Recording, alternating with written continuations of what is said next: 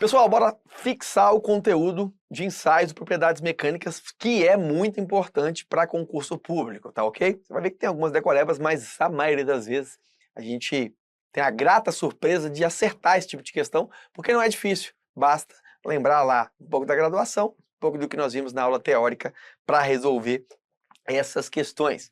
Como a primeira da FGV, que diz o seguinte: a figura a seguir apresenta o gráfico tensão de tração por deformação obtido no ensaio de tração de um material metálico.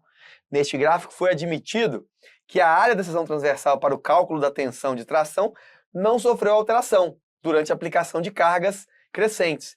Opa, então falou que foi um gráfico tensão-deformação de engenharia, ou gráfico tensão-deformação convencional, porque ele disse que a área da seção foi constante, admitiu-se área constante. Maravilha. As regiões de comportamento elástico, de encroamento não uniforme e de escoamento e de encroamento uniforme são respectivamente. Então vamos começar aqui. Região de comportamento elástico. Qual que é a região de comportamento elástico?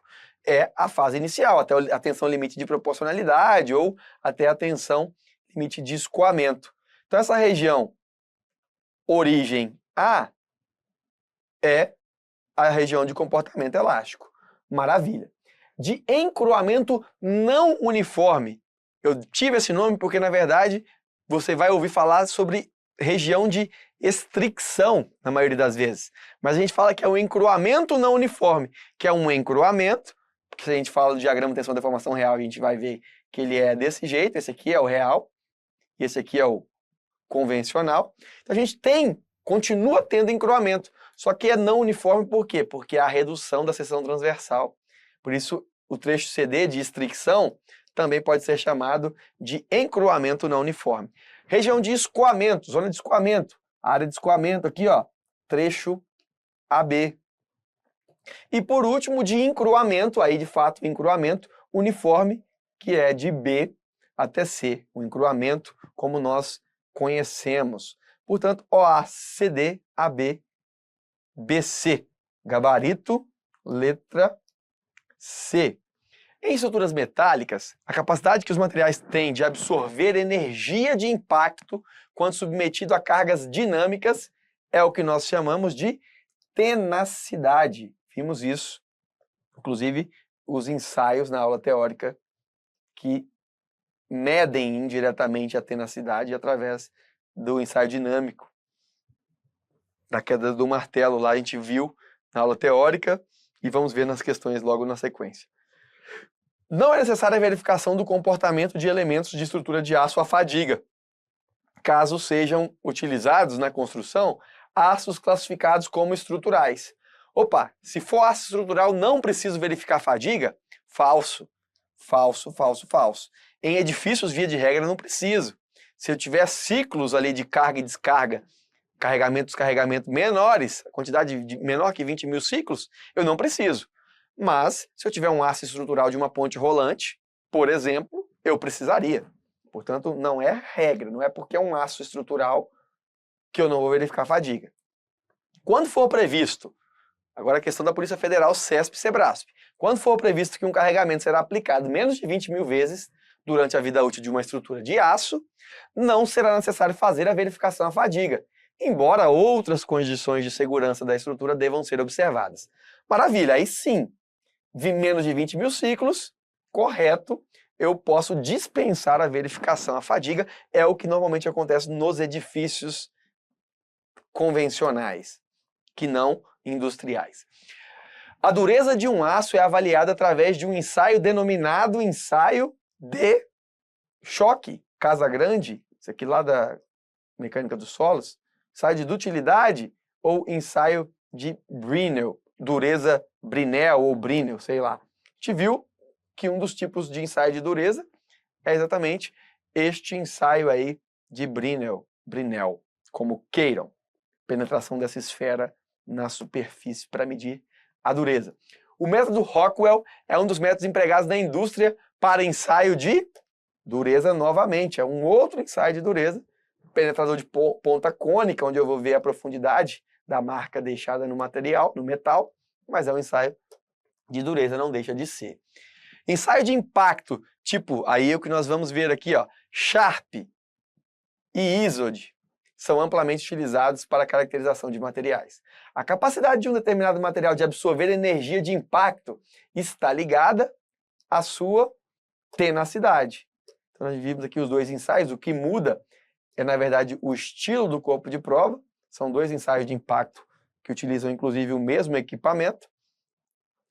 O ensaio de impacto Sharp é aquele em que o corpo de prova está fixado em balanço e tracionado, fixado em balanço e comprimido, fixado em balanço e cisalhado, engastado e fletido ou biapoiado e fletido. A gente viu aqui que o Sharp é um ensaio biapoiado, onde o golpe ali acontece fazendo a flexão, a ruptura ocorre por flexão. Claro, o impacto, flexão, região preferencial de fratura, consequentemente, fratura. Mas aqui a gente vê a analogia exatamente de uma viga biapoiada com um carregamento aqui central, né, fletida.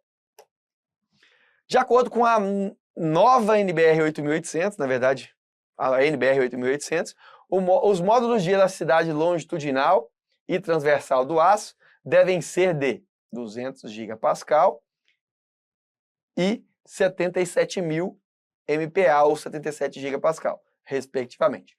Pode-se, então, concluir que o coeficiente de Poisson vale aproximadamente, já poderia marcar de cara que eu sei que, conforme a NBR 8800, é 0,3. Mas a questão queria te induzir a utilizar a expressão que correlaciona módulo de elasticidade longitudinal e transversal. E se eu assim o fizer, a gente vai ver aqui que, isolando o Ni, eu fico com essa expressão.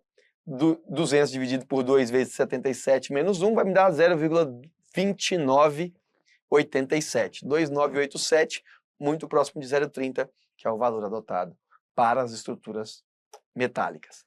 Para efeito de cálculo, os aços estruturais relacionados na NBR 8800 deve ser adotado o seguinte valor de propriedade mecânica: módulo de elasticidade E, 77 gigapascal ou 77.000 MPa. Falso. Esse aqui é o módulo de elasticidade transversal. Coeficiente de Poisson, 0,3. Acabamos de ver, maravilha. Módulo de elasticidade transversal. Na verdade, módulo de elasticidade longitudinal aqui, que é 200.000 MPa. Coeficiente de dilatação térmica, 10 vezes 10 na menos 5. Na verdade, é 1,2 vezes 10 na menos 5. Massa específica, 7.850 quilos por metro cúbico. A NBR 8800 estabelece os valores de suas propriedades mecânicas como base de cálculo para a concepção de estrutura de aço. Para módulo de elasticidade e coeficiente de dilatação térmica, são definidos respectivamente os valores. A gente viu 200 gigapascal ou 200.000 MPa, e aqui ele escreveu sem notação científica, né? Então dá 1, 2, 3, 4, 5. Seria 1,2 vezes 10 na menos 5. Gabarito, então, letra B. Para finalizar, qual é o valor que pode ser adotado para a massa específica do aço de armadura passiva para concreto armado?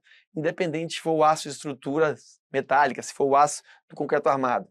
O aço, assim como ele tem, via de regra, módulo de elasticidade 200 gigapascal, aqui neste caso o peso específico 7.850. Isso inclusive é base para calcular o peso por metro linear ou por metro de vergalhão. Pego a área da seção transversal, multiplico pelo peso específico, acho o peso por metro.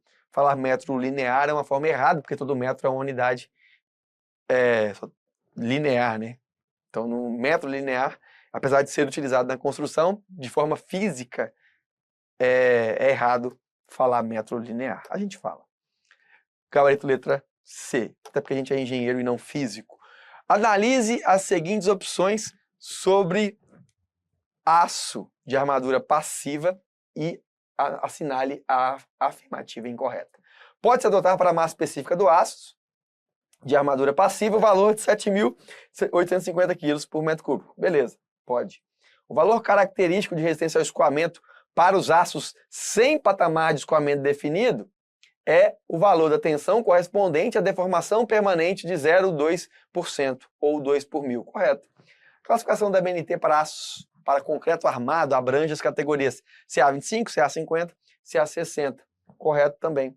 Por último, a superfície do aço para concreto armado tem que ser provida de saliências ou moças. Como eu não achei nenhuma questão que diretamente fala do método dos desvios, eu trouxe essa questão, embora do concreto armado, mencione ali que quando eu não tenho patamar de escoamento bem definido, eu utilizo o método dos desvios para identificar a tensão de escoamento convencional. Que essa daqui seria a tensão limite de escoamento convencional. Os aços estruturais possuem, em geral, propriedades bem definidas. Sobre algumas delas, marcar C para as alternativas certas e para as erradas, e após assinalar a alternativa que apresenta a sequência correta. Agora sim, essa daqui é a última questão. Eu acho. Resiliência é a energia total elástica e plástica que o material pode absorver por unidade de volume até a sua ruptura. Resiliência não. Tenacidade. Falso. O coeficiente de Poisson igual a 0,3 pode ser adotado considerando a faixa normal de temperatura atmosférica. Correto? Então, errado, correto. Os aços podem se tornar frágeis pela ação da baixa temperatura do ambiente. Corretíssimo. Por isso, gabarito, letra B. Essa foi a nossa aula sobre propriedades mecânicas, esses valores que a gente menciona, dados pela NBR 8800 para projetos, devem ser decorados, para você não ter problemas aí na hora da sua prova. Um grande abraço, fiquem todos com Deus e até a próxima.